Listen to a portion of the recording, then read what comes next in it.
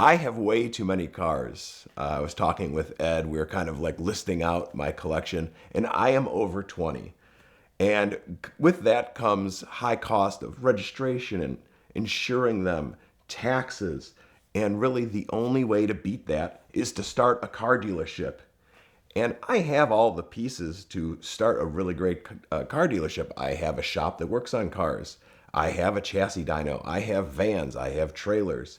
But the one thing that I'm missing is bandwidth. What I've found is I've started a lot of companies, had some success, had some failures. And if you don't have somebody that their main focus is steering that ship, the business is going to fail. Like I've got Crook County Clothing. That thing is just a ship without a rudder. And did you know I have a gym bag company of all things? We have 3 patents on a gym bag that hangs in a commercial gym locker and just nobody to focus on it. So it's just kind of hanging out. So if you know any gym influencers, they want to maybe take over something, let me know. But we have started a car dealership, and really the story begins with my buddy Eric. Eric was one of our very first customers at AMS Performance back in the early 2000s. He had been a car salesman. He was kind of out of work at the time, building up his Eagle talent, coming in all the time, and we really liked him. So we actually hired him as our sales manager, and he ran that role for 13 years, and it was absolutely great. We had some of the best times at AMS with him, and he would be battling out with people on the forums because, it's like kind of like protecting your good name. And he just took it as his own and did a great job.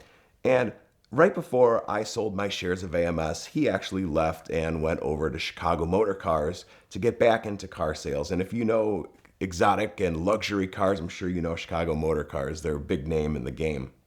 So in early 2025, Eric gave me a call and said, look, I'm getting older, and if I'm ever going to start something for myself, like I feel like the clock is running out. So he pitched this idea of selling modern classic cars and some modified cars, because a lot of dealers don't like selling modified cars because obviously there could be a lot of caveats to that, not knowing what the build was, does it make the horsepower that they say it does, and just not having that expertise, of course, which me and Eric both have. So I thought it was an interesting idea because when I think of a classic car, I think of a 1957 Chevy or a 69 Chevelle.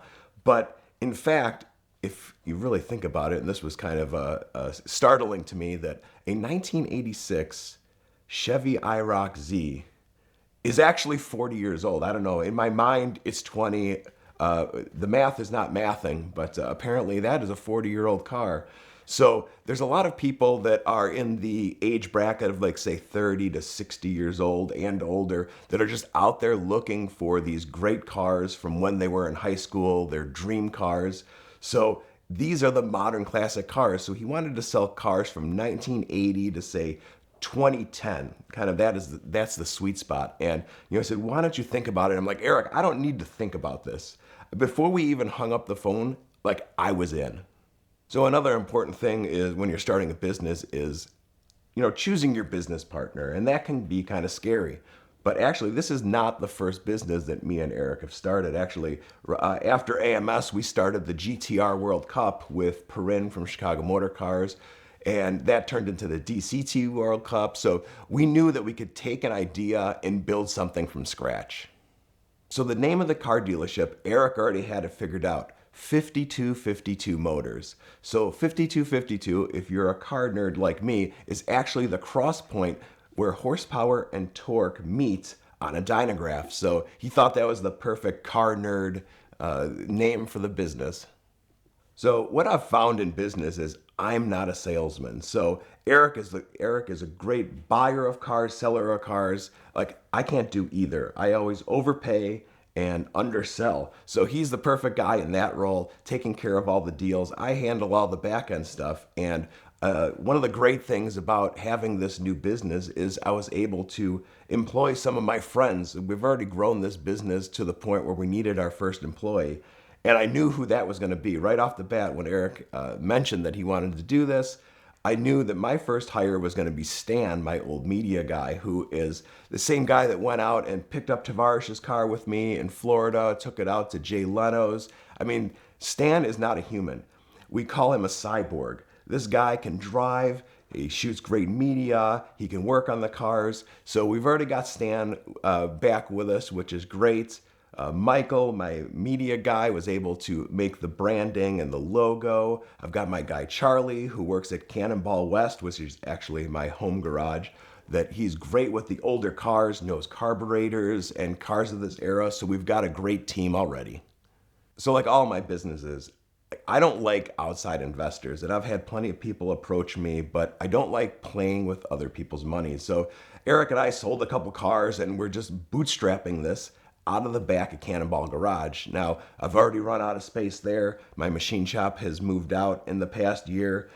We've soaked up that space, and we're actually renting a couple thousand square feet of the third building in my complex temporarily, but we're set up with a 6,000 square foot dealer where we're starting here on June 1st, kind of getting the space all together, epoxying the floors. We're gonna have a photo booth, plenty of storage, a lift to work on the cars. So it's gonna be like a real thing. So one of my biggest fears with starting a car dealership is that I was gonna fall in love with the inventory. And what I found is actually quite the opposite, to my surprise. We'd picked up a 2000 Firehawk 6-speed T-top car, white, just beautiful driver car at a little over 100,000 miles. I said, Eric, we're gonna have to keep this one. He's like, oh geez, here we go.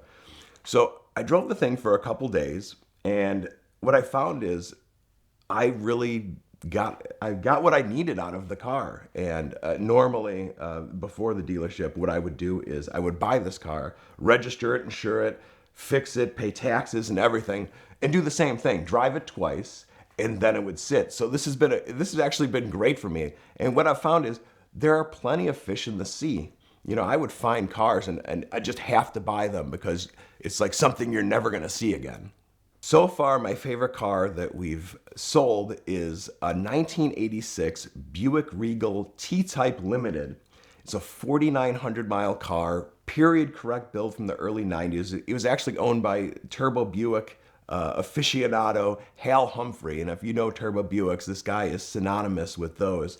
But he had built this great dark red car. It had Autocraft ground effects that he installed back in 1986, a GNX dash, a 670 wheel horsepower in the early 90s. This thing ran like mid-10s back then. It was featured in Turbo magazine. And we ran that car through Bring a Trailer, and that has absolutely been my favorite car. But we've had some other ones, a 92 Cyclone that was owned by one of the engineers who worked on that program. He didn't buy it brand new, but in the past 10 years, he bought the car and totally sorted out. So it was like a really nice example. And those are the kind of cars that we like to sell. The idea is when you buy a car from us, it's sorted out. So it shows up on a trailer or you drive it home when you first get it, and it's something you can drive. You know, there's nothing worse than, buying your dream car, but then having to spend a month or two sorting out all the little details. So our goal is to sell like fully sorted out, really nice examples. We've also been able to help out a lot of friends. Alex from Legit Street Cars, I've bought a couple cars from him, selling those. Selling cars on Facebook Marketplace is not fun. People have found out. So they're happy to hand us the car and let us do our thing. So we haven't found an exact sweet spot or a niche yet. We've sold a few Mitsubishi Evos. The Terminator Cobras have seemed to do really well for us. Some Buick Grand Nationals, but we're kind of honing in on the sweet spot. But overall, my favorite part is just having Eric back in the building. I feel like we're kind of getting the band back together. I've got a lot of former AMS guys from the heyday in the shop, and we're just having a really good time doing what we love. If you get a ticket, the first thing you should do is text a picture of it to 305-305. That will get the ticket clinic on your case immediately. You'll be facing costly fines, risks of suspension, possible jail time, points on your license, higher insurance premiums, and a lot of bad things that they can help you to avoid. You can also find them at the link in the description below, but the Ticket Clinic is a nationwide law firm with brick and mortar offices in Georgia, Florida, and California, but they've got attorneys everywhere, and that's what's most important, because a local attorney will know exactly how the local laws work, know the people who are in charge, and get you the best outcome possible. So text a picture of your ticket to 305-305 or click the link in the description below to fight your ticket with the Ticket Clinic.